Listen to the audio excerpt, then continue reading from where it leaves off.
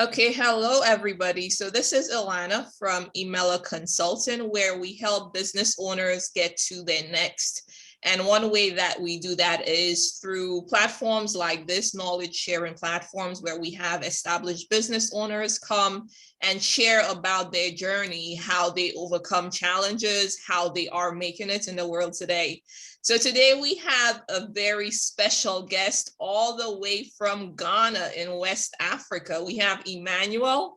So Emmanuel is actually a personal friend. We have known each other, I think, for close to 9 years.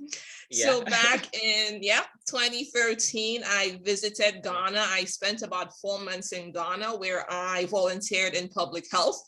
And Emmanuel was one of the passionate young individuals that I met who was really doing a lot, to impact his community.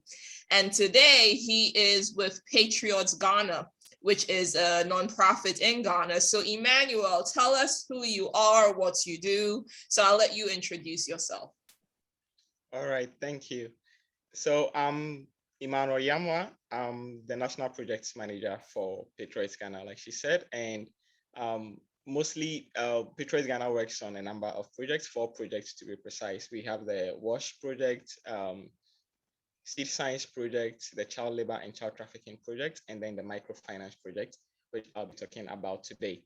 So mostly my work is to work with all the rural communities that we work with, activities, workshops, project management, research in general. That is my tax on Patriots Ghana. Yeah. Okay, great. So you're going into deep into the communities where some of the other organizations may not even touch, which is really good. Yeah. Yes. Yeah, definitely. So as Emmanuel said, we're going to be speaking about microfinance today. So for some of us who may not know about microfinance, can you give us like a brief overview, Emmanuel, since you've been knee deep in this work for some time? Like what exactly is that? Okay, so microfinancing, kind of not to give a very English definition for it, kind of a project management what we actually do. So microfinancing basically is financial um, financial services to low income individuals in the rural communities. At least for our work, that is what we look at. So let's say when it comes to loans or um, digital financial services and stuff like that, it's easy for people in the cities to go to the banks. But then microfinancing kind of goes to the grassroots, hence the term micro, right? So kind of providing all these kind of financial services to people in the rural communities and also assisting them kind of on a very individual basis that the big banks will not be able to do or are not willing to do. Yes, that is, in a nutshell, that is microfinancing. Yeah, so it's not the traditional banking routes where you could go into the bank and say, I have this amount, can you give me a loan?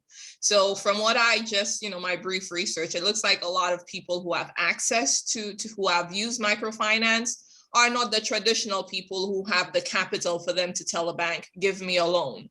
These are really the individuals who are in need and are not positioned financially, sometimes in the right geographic location for them to get access to funding to help build and, even start businesses. Yes. So this program.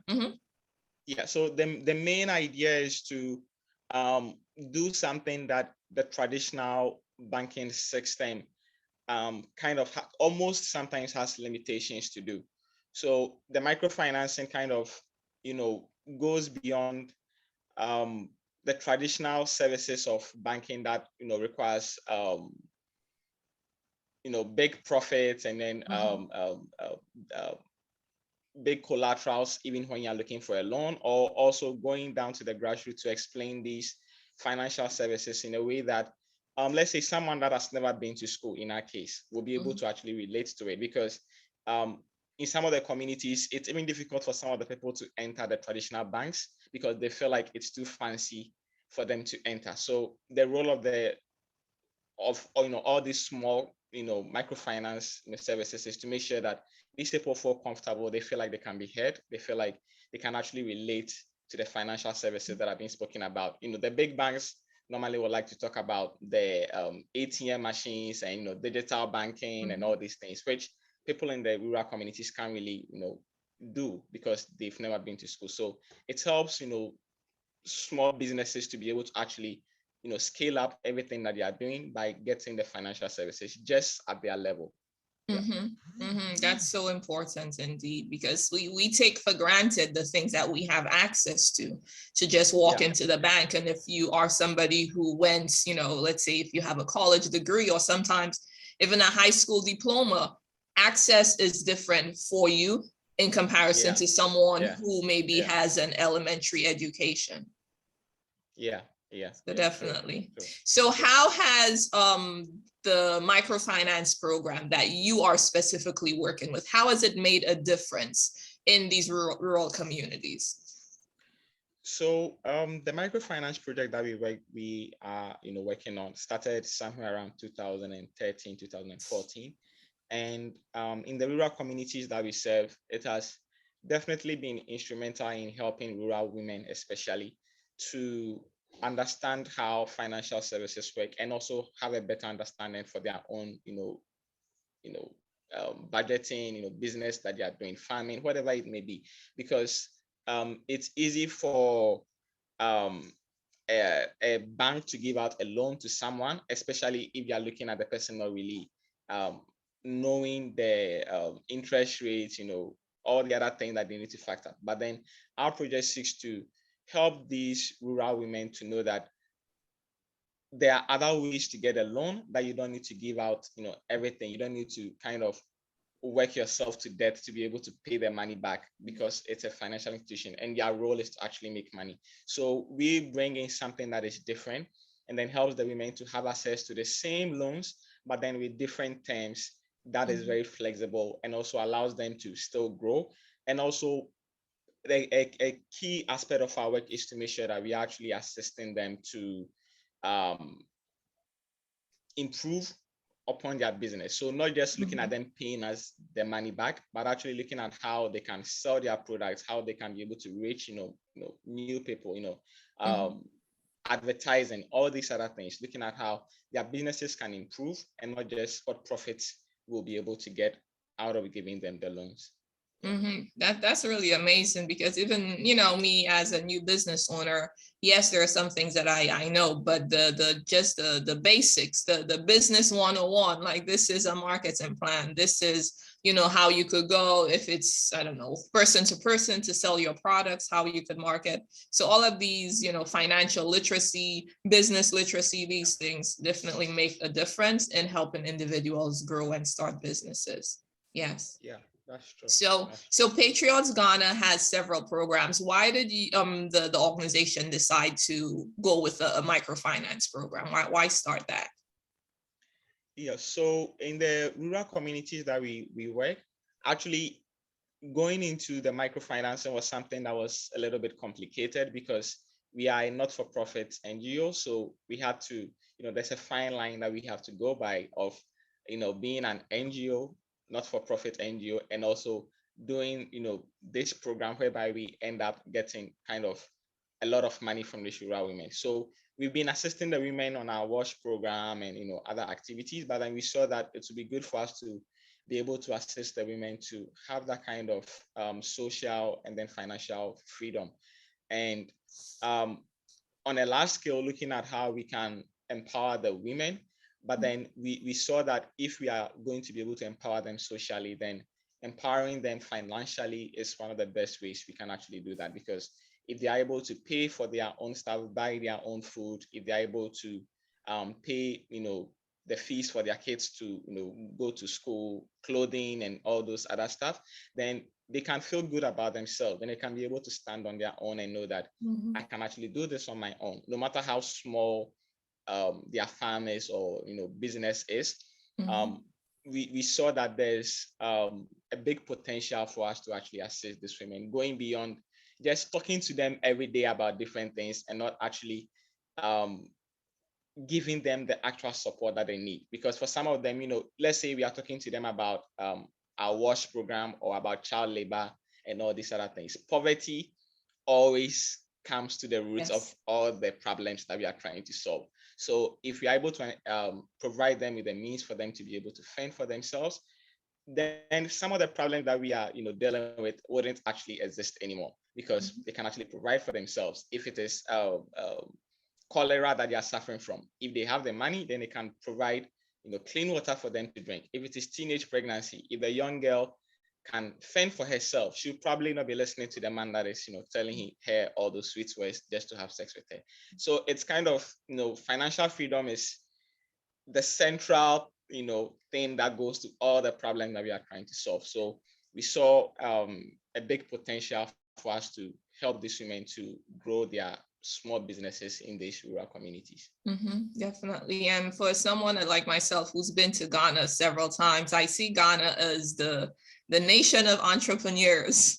There are so That is many true. people, big That businesses, is true. small sellers, like so many people are into making money for themselves, sometimes because they do not have the opportunity, to find a regular job. So they have to go and start their own businesses. So having an Exactly. organization to support them financially, to give loans, is definitely a plus.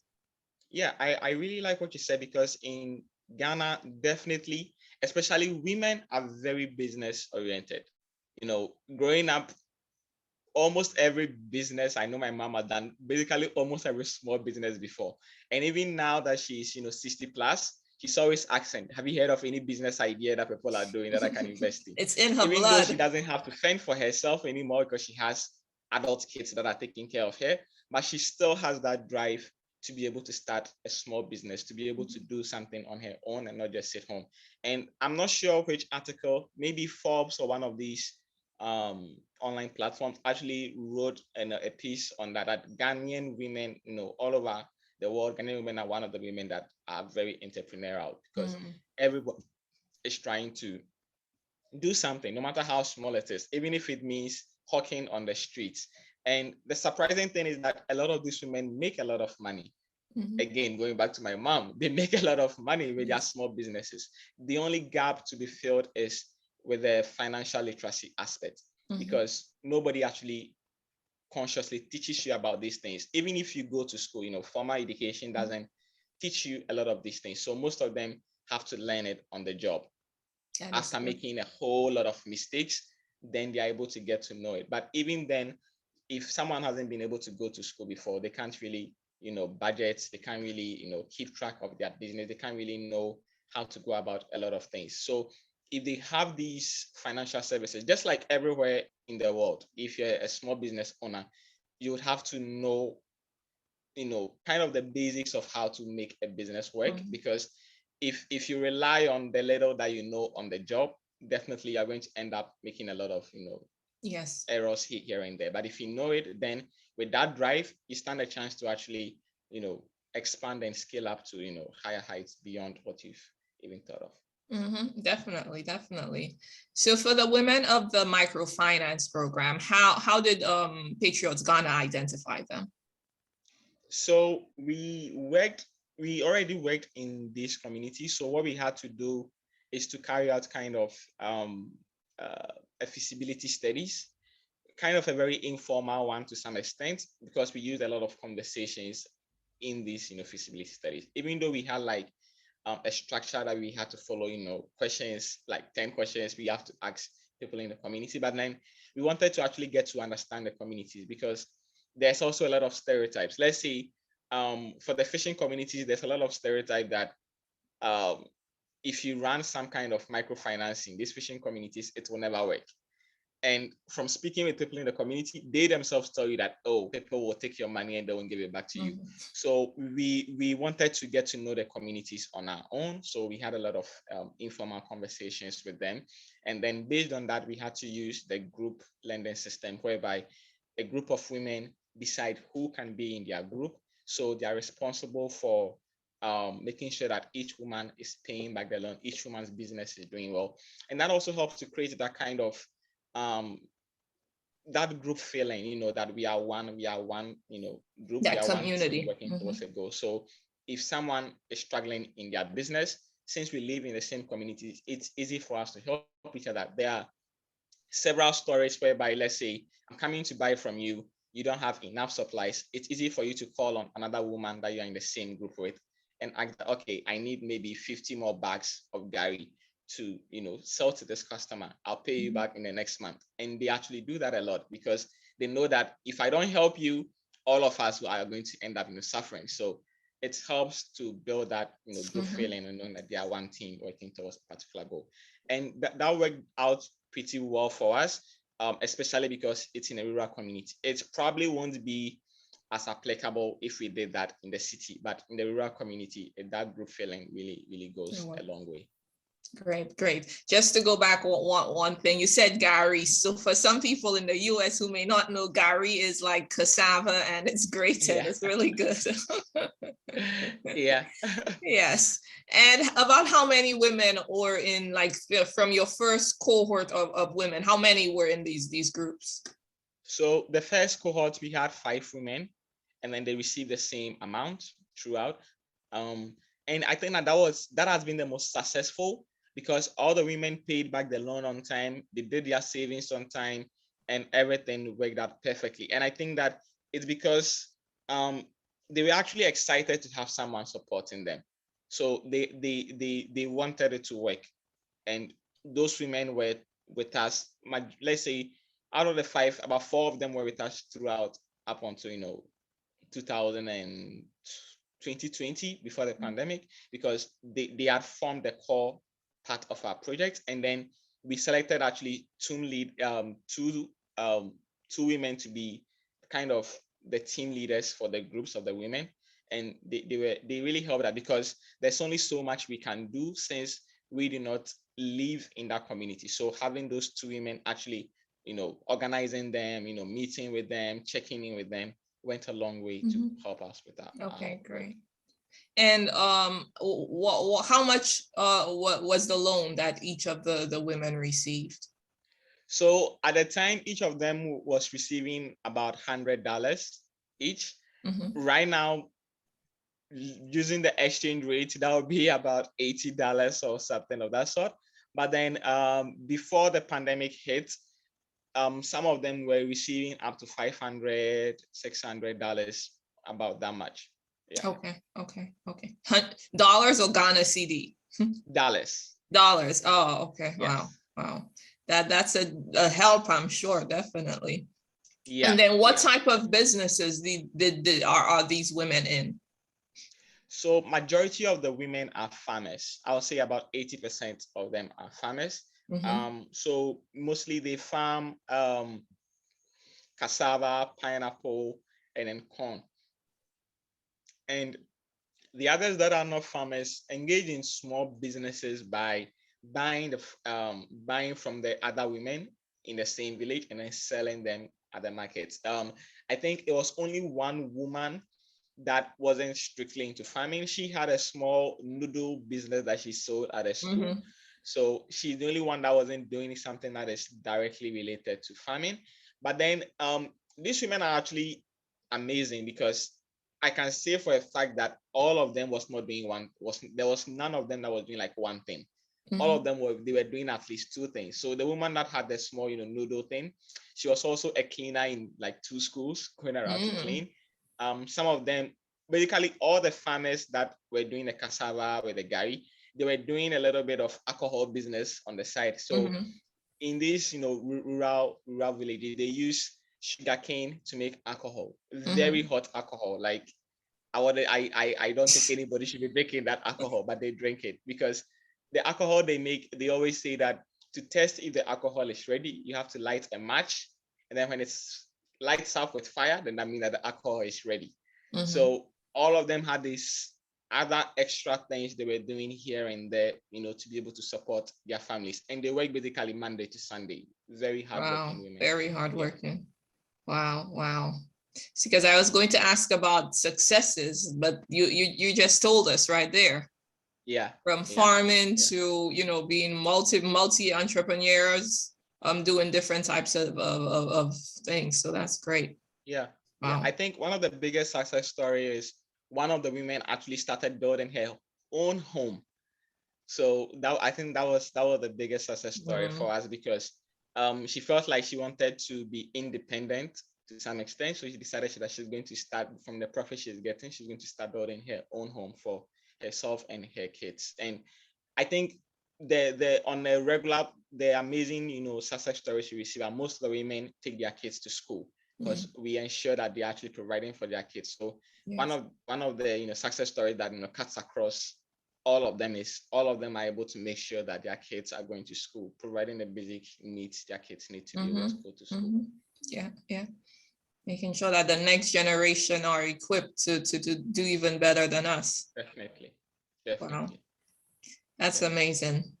So when we spoke initially in preparation for this webinar, you told me a little about the savings component of the program. Can you talk to us a little about that? Yeah, so saving forms kind of a key part of our project because we always want the women to kind of not depend on us.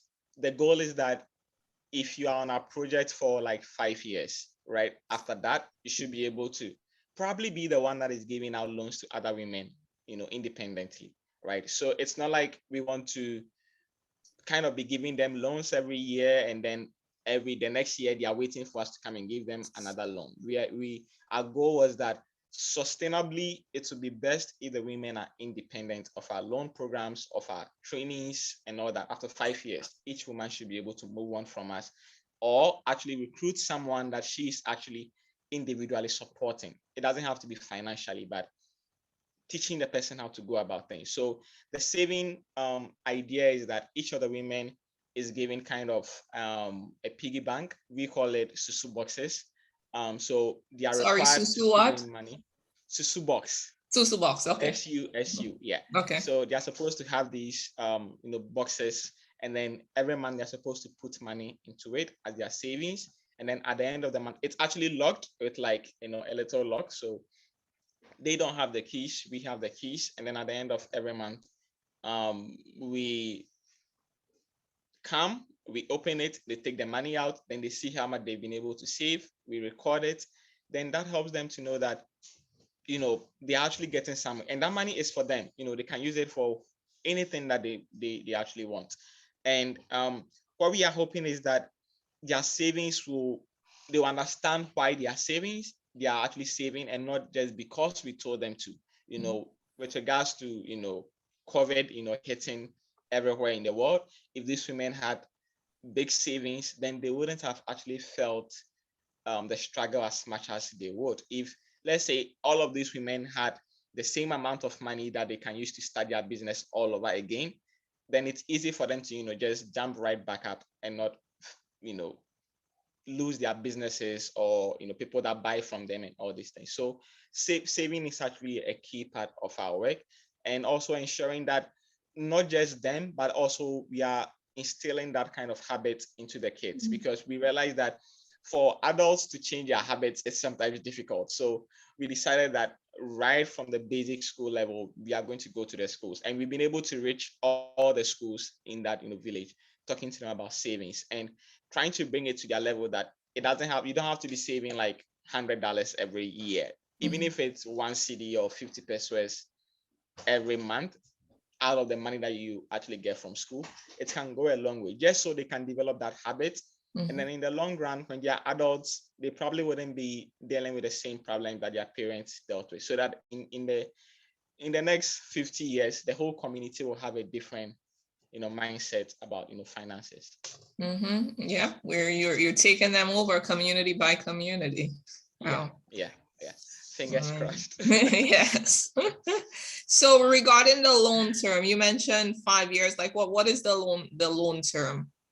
How long do they have to repay the loans? Yeah, so the loan payment is normally within 8 months period. You just have to pay within 8 months. And the reason why we have 8 months is, even though we try to be strict for the women to pay back the loan, we also always knew that some of them may delay.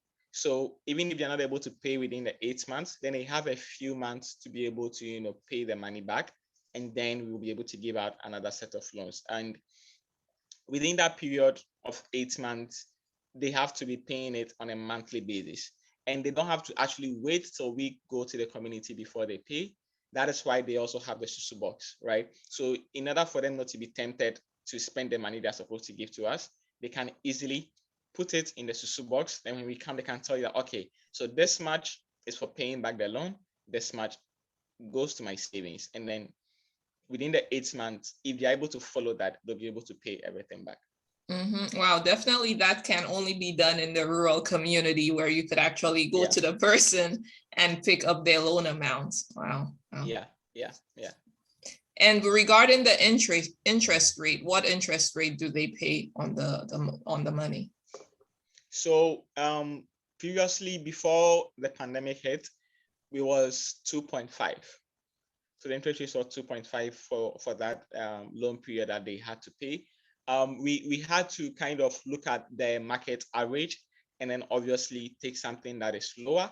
So on the average, a lot of the banks, it's ranged between 7 to 10%, depending on how much the person is, asking from the, from the traditional banks. Mhm. So we decided that, okay, then ours will have to be a lot lower. And basically that 2.5 doesn't even cover our administrative costs, but then we had to put that in place to help with transportation to the community, to help with organizing trainings for the women, any kind of business support we want to provide. So then that 2.5 just basically goes to be able to, keep the project going. Hopefully in the future we would have to adjust, here and there how we go about the interest rates and all that, just so be able to actually provide better support to the women. Ideally, it would be best if we can even get to the point whereby there's no rates that they have to pay back, but then they just take the money and then they just pay what they take from us back. Yeah. Mm-hmm. Wow. So there's still some more work to be done. Yes. And more growth for the program to have. Yes. Definitely. So like, if you had a magic wand, what would you do to help improve the microfinance program?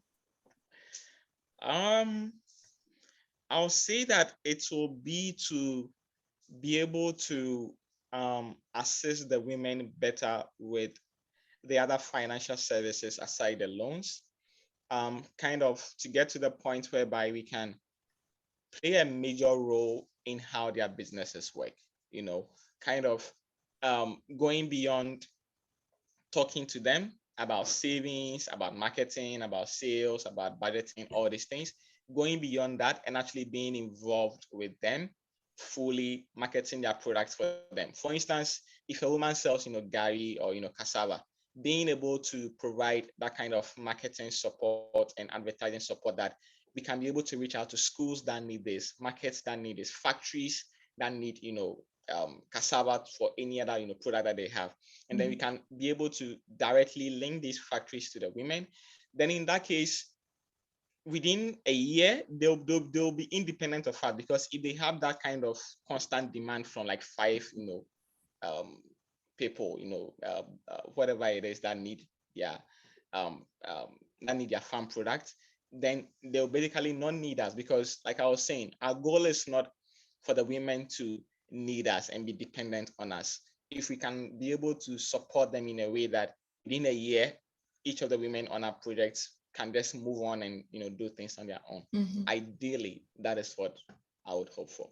Yeah. So it's like you give them the boost and then you allow them to fly and then to succeed. Yes. But I do like that, as they are part of a group, they have support from other women. They could, learn from this one's experience and, try to feed into the network and the support and education that is there, which is really good. Yeah. So have you had that many women who have defaulted on their loans and not paid back? Yeah, so during the pandemic, a lot of them defaulted. Before the pandemic hit, I think we were on our last month, I think. So we were kind of getting ready to give out another loan cycle, but then majority of them had not finished paying what we had given them. And then Ghana went into lockdown, I think somewhere around between 12th to 16th March, thereabout. So then they couldn't go to the market, they couldn't sell their products, they couldn't do any of these things. And ideally, then that means that basically all of them defaulted because we couldn't go to them and be like, okay, we know you couldn't sell anything in the market, but still give us our money wherever you can find the money from. Give us our money. Yeah. So we definitely couldn't do that. So all of them, defaulted. It was unfortunate, but then it was also understandable. We just had to realize that that is, kind of a bad debt. We just would have to deal with it in the next phase. Ideally, we actually even thought that we could actually support them, even if we are not going to take our monies back from them. We had hoped that we could provide better support to them doing something like that. Just that we were not in the best of financial positions to support. But in the future, if something like this happens, ideally what would be best is that we are able to actually provide them with kind of some aid, because a lot of them really depended on going to the markets, right, to sell their products, and they couldn't do all of that for like a month. So being able to just go to the communities, just some basic supplies, hopefully in the future, that is what we are hoping for, regardless of they not being able to pay back the money. Yeah, wow. Yeah. So hopefully, in the future, you will have some additional funding where you would be able to expand the program and put some of these safeguards in. Definitely. That would be, even more useful to the women. Definitely. Yes. So we're on the last run in the process of, getting ready to close. Do you have any final comments that you would add about the program, about the way forward? Right now we are hoping that we can start another phase. We'll actually be starting sometime the ending of this month or in July, hopefully, depending on how our schedule works. So we are kind of starting everything all over again. And I'm definitely hoping that, even if we can't fully link them and provide all these business support, we can do all the groundwork in this phase so that when we actually have the means to, it's not like we are now going to start all over. We will know how to go about it. We will know who to, who we can reach out to that can be able to support these women. Even if we can't, we can reach out to other NGOs, other businesses, or anyone that will be willing to support the women, just so we can become the link between these women and any other person that wants to help them, and the women can be able to grow their small businesses to a larger scale, because there's a lot of businesses that they do, and there's a whole lot of support that they can get, and their businesses are actually very profitable if they have the right support. They can actually make a whole lot more money beyond what they are making now. Definitely. So if there's someone out here, who has seen this video and would like to either make a donation or reach out to you for more information, how would they be able to reach you? So you can definitely reach us on our email.